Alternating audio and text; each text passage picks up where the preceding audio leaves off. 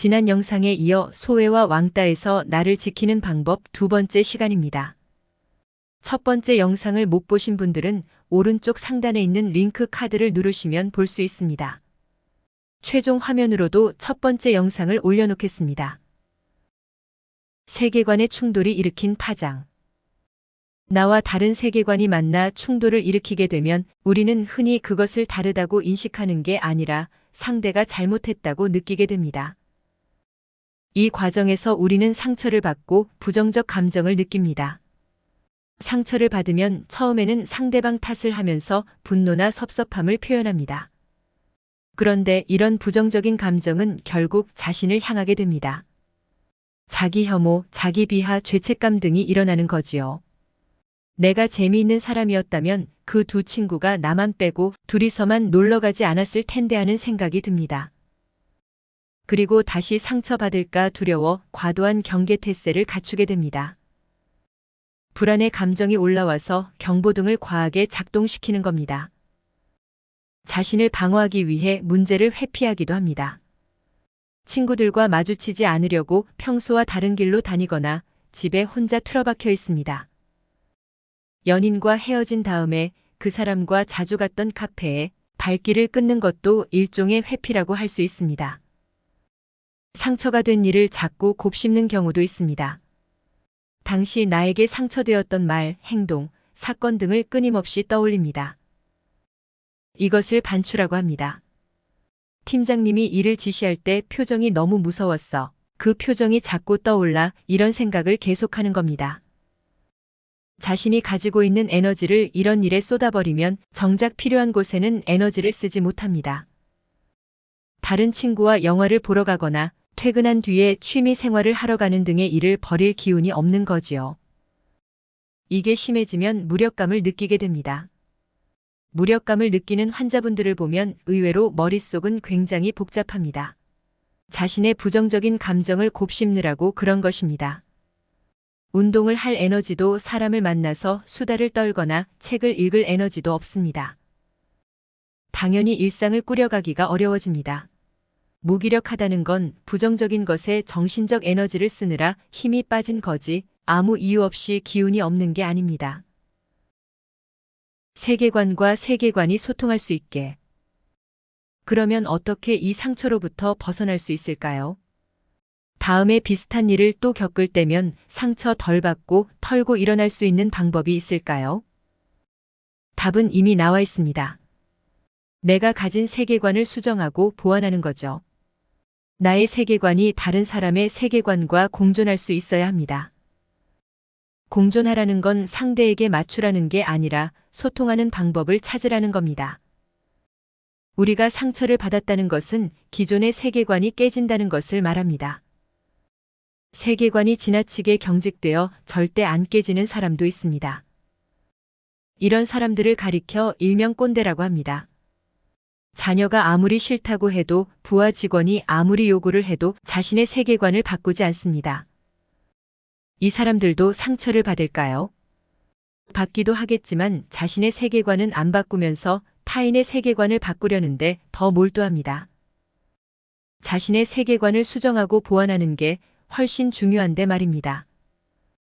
정신건강의학과 전문의를 찾아오는 사람들은 저마다 자기 내면의 문제 때문에 왔다고 말합니다. 하지만 자세히 듣다 보면 결국 내 이야기가 아니라 남의 이야기를 하고 있는 경우가 많습니다. 우울하고 화가 나고 속이 터지고 잠을 못 이루는 일들에 대해 들어보면 대개 다른 사람 이야기입니다.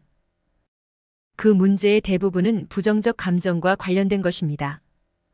극단적으로 표현한다면 아무리 나를 괴롭히는 사람이 있다고 해도 내가 그로 인해 부정적으로 느끼지 않으면 아무 일도 없습니다. 논쟁을 하거나 취향이 다르거나 생각이 다르다는 그 자체로 스트레스를 받지는 않는다는 것입니다. 어떤 누구와도 대화를 잘하는 사람이 있습니다. 생각이 대단히 멋지다거나 말솜씨가 화려해서가 아니라 감정 능력이 좋은 사람들입니다. 이들은 생각과 감정을 빠르게 분리합니다. 내가 누군가와 생각이 다르다고 해서 그 사람에게 부정적인 감정을 표출할 일이 아니라는 것을 알고 있습니다. 그 바탕 위에서 대화하는 게 습관이 되어 있는 사람인 것이지요. 그리고 자기 욕구의 본질을 잘 아는 사람이기도 합니다. 내가 지금 이 친구들과 놀고 싶구나. 내가 이 상사로부터 인정받고 싶구나. 이런 욕구를 잘 파악하고 솔직하게 이를 전달하는 것입니다. 나도 너희랑 같이 자전거 타고 싶었어. 다음에는 같이 가자고 해줘. A가 아니라 B 안으로 해야 하는 이유를 알고 싶습니다. 그러면 제가 다음에는 더 판단을 잘할 수 있을 것 같습니다. 이런 말을 할 수 있게 됩니다. 감정 능력을 키우고 싶다면 상황과 감정을 빠르게 분리하는 연습을 해보십시오. 그러면 일단 즉각적으로 끌어오르는 감정의 폭이 낮아집니다. 화가 나도 될 만큼만 화를 내게 된다는 것이죠. 그리고 나를 중심으로 그 감정 아래의 숨은 욕구 앞에 솔직해지십시오. 부정적인 감정을 키우는 대신 나의 욕구를 해소할 방법을 찾는데 에너지를 쓰십시오. 이 친구들과 자전거는 못 탔지만 다른 친구와 영화를 볼 수도 있습니다. 회사 일에 도움이 되는 책을 찾기 위해 서점에 갈 수도 있습니다. 이런 노력을 했음에도 상황이 더 나빠질 수도 있습니다. 알고 보니 두 친구가 나를 진짜 따돌리려고 했다거나 상사가 나를 정말 싫어한다는 사실을 발견할 수도 있습니다. 그러면 또 상처를 입겠지요. 그러나 적어도 내가 뭔가 문제가 있는 사람이 아닐까라는 자기 비하에는 시달리지 않을 수 있습니다. 별거 아닌 작은 일을 곱씹으면서 내 에너지를 낭비하지 않아도 되는 것이지요. 보통은 더 좋은 상황으로 나아갑니다. 상대방이 나의 세계관을 이해하게 되기 때문이지요. 저 친구는 친구들에게 똑같이 행동하기를 원하는구나. 이 팀원은 상사와 의견이 일치하는 걸 중요하게 생각하는구나. 이러면서 서로의 행동에 조금씩 변화가 생깁니다. 감정 능력을 가진다는 건 나의 감정과 타인의 감정을 객관적으로 다룸으로써 나의 행동뿐만 아니라 상대의 행동도 변화시킬 수 있는 힘을 갖는 것입니다. 솔직하게 상처 주지 않게. 전미경 지음, 지화인 출판. 살아오면서 수많은 왕따와 소외를 경험했습니다. 그런 제가 드릴 수 있는 말씀은 그래도 괜찮다는 것입니다. 시간은 흘러가고 더 좋은 관계들이 옵니다. 아쉬운 건 그때의 제가 너무 어렸기 때문에 그럴 필요가 없었는데 쓸데없이 아파하며 지나친 에너지를 썼다는 것입니다.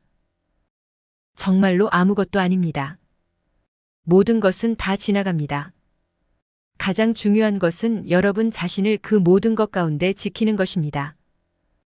장담하건대 여러분에게 그런 상처를 주었던 사람들은 수많은 관계 가운데서 자기들도 같은 상처를 입습니다.